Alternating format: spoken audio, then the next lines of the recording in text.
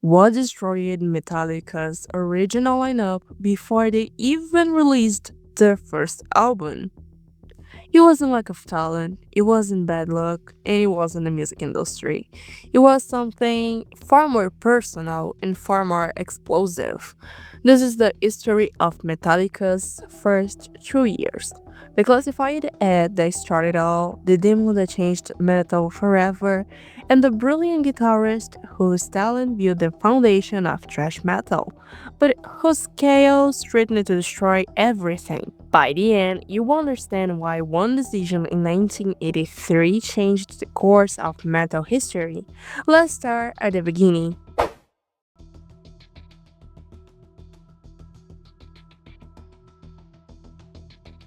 Los Angeles, 1981. If you wanted to make it in rock music, you had to look the part. Big hair, makeup, spandex. Glam metal rode the Sunset Strip, and underground metal fans had a name for it: poser rock. But Lars Ulrich didn't want any of that. Ulrich was a Danish teenager who had moved to California with dreams of becoming a professional tennis player. The dream died somewhere between baseline drills and discovering the new wave of British heavy metal. Bands like Iron Maiden, Diamond Head, and Tigers of Bentang showed him what music could be: fast, aggressive, and completely uncompromising. In October 1981, Ulrich placed a small ad in the Recycler, a local Los Angeles newspaper. He was looking for musicians who shared his obsession with the new wave of British heavy metal. The response came from James Hetfield, a shy guitarist and vocalist who lived and breathed the heavy sounds of Black Sabbath, Motorhead, and Led Zeppelin, mixed with the raw attitude of punk bands like Misfits. When they met, something clicked immediately. They both wanted to create something faster and heavier than anything currently on the scene. They call it power metal. But they needed more players. Ron McGovney, a friend of Hatfield's, joined the bass. He was solid, reliable, and willing to commit to the vision. And then came the wild card.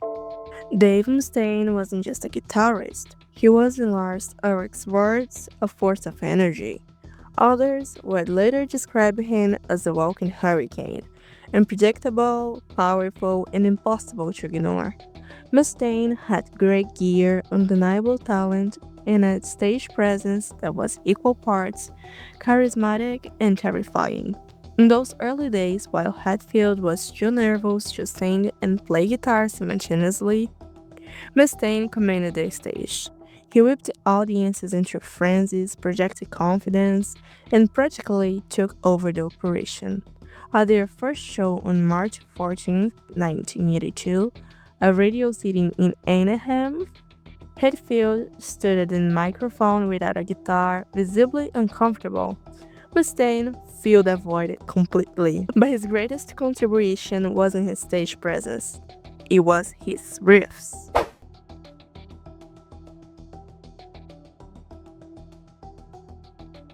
In July 1982, Metallica and their Chateau East studio in Tustin, California, they recorded a 7-song demo. The goal was simple: capture their live energy on tape and spread it through their underground metal network. What they created was No Life to Letter. The demo included songs that would become thrash metal anthems like Hit the Lights, Seek and Destroy, Metal Militia, and it also featured The Mechanics, a blistering track Mustaine claims that was the first song he ever wrote, and Jump in a Fire. No Life to Letter is spread like wildfire through the tape trading underground. Bootleg copies moved from hand to hand, city to city, country to country. Metalheads were hungry for something heavier and devoured it. This 7-song demo established the blueprint for thrash metal, and much of that blueprint bore Dave Mustaine's fingerprints. By late 1982, Metallica was no longer just another band in the LA underground. They were a phenomenon, and they had big plans. But there was a problem brewing, one that would eventually tear everything apart.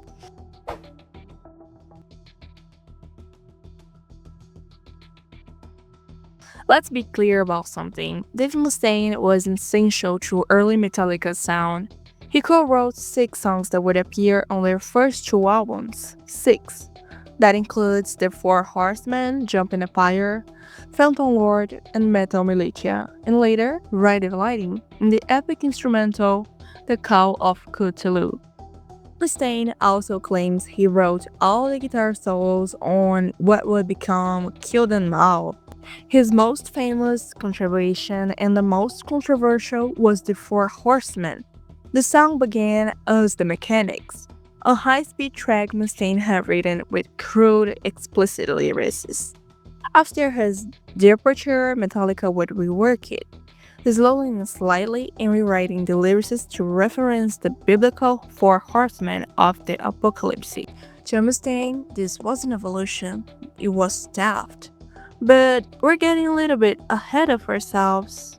Metallica partied hard. They drank constantly, they even gave themselves the nickname Alcoholica as a badge of honor. Everyone in the band drank. But with Dave Mustaine, it was different. The problem wasn't how much he drank, it was what happened when he drank. In Mustaine's own words, I would drink and have a good time until somebody repeated something else had said. And then it was war, baby. I would be aggressive and confrontational because I was a violent drunk. I was all innovations when I was drinking, and that didn't go over very well in the end. The histories from this period paint a picture of skeleton chaos. Mustaine would dump piles of garbage in front of rival bands' rehearsal spaces. He was physically reckless with his bandmates.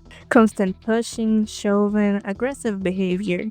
He embarrassed everyone around him with his unpredictability. But 2 incidents stand out as turning points.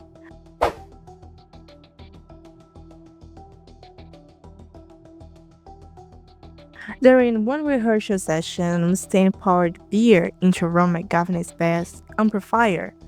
The amplifier was plugged in. It was turning on. The result was catastrophic. McGovney was electrocuted. The shock threw him across the room, his body convulsing. When the current finally stopped, McGovney was shaking, furious, and done. Whether it was a malicious act or a drunken accident remains unclear, but the damage, both physical and relational, was done.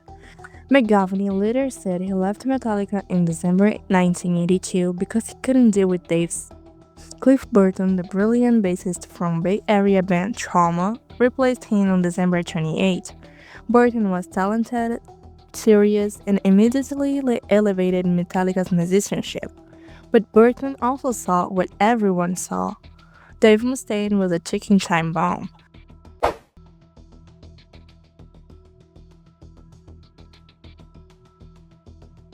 The final breaking point came during a confrontation in New York. According to Dave Mustaine, the incident started when his dog, which had gotten after her house, was robbed, scratched on McGovney's car.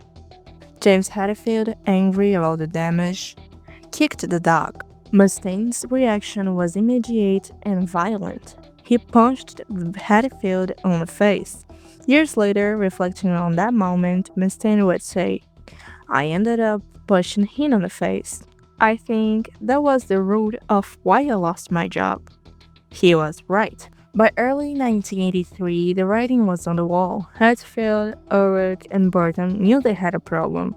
Mustaine's talent was undeniable, but his behavior was unsustainable. The band couldn't function with someone so volatile, so unpredictable. So they made a decision. On April 1st, 1983, 10 days before Mustaine would be fired, Metallica contacted Kirk Hammett, lead guitarist of the Bay Area thrash band Exodus, and invited him to audition. The replacement was already lined up. They just needed to execute the plan. Guitarist Scott Ian would later describe what happened next as having the precision of a military airstrike.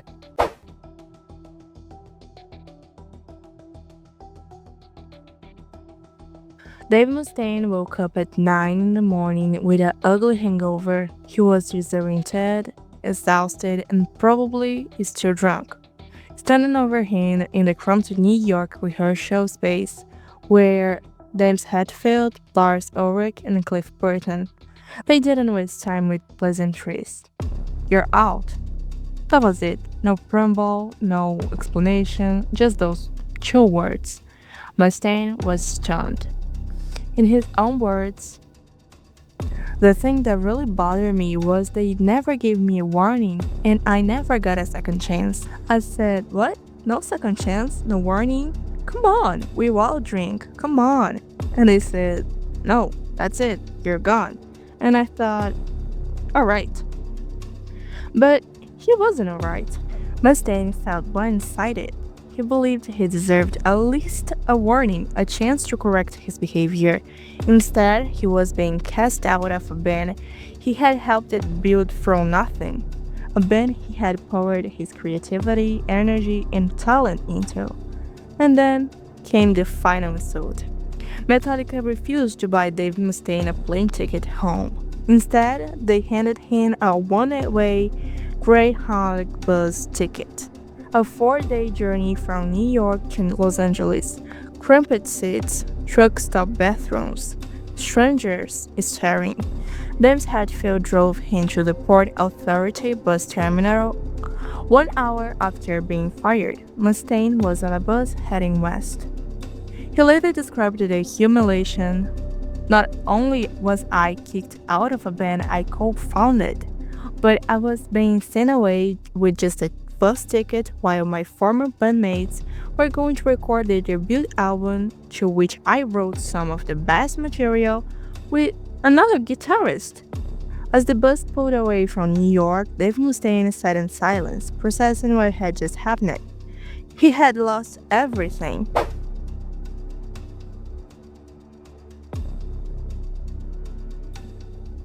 But somewhere during that 4-day journey across America, something shifted. The hurt turned into anger, the anger turned into rage, and the rage turned to fuel. Mustaine decided he would form a new band, one that would be faster than Metallica, more technical than Metallica, more metal than Metallica.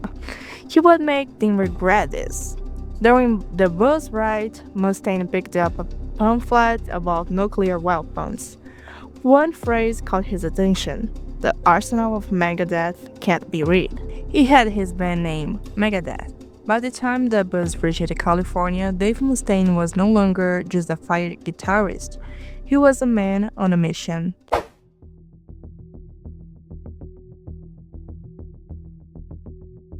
With Kirk Hammett now in place, Metallica moved quickly.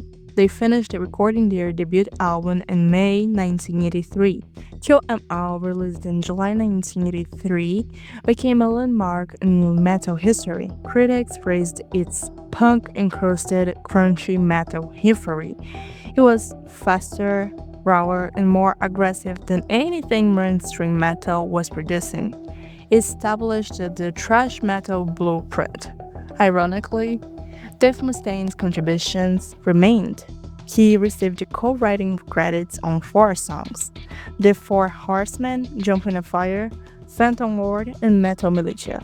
Years later, James Hetfield will react on the fighting. I don't know if happy is the right word, but it was necessary. There would have been me, Lars, and him all trying to drive, and it would have been this triangle mess. He acknowledged Mustaine's immense talent, adding, "It's obvious he had the same drive we did. He did great things in Megadeth. He's an incredible talent person." Lars Ulrich echoed this, calling Mustaine a force of energy.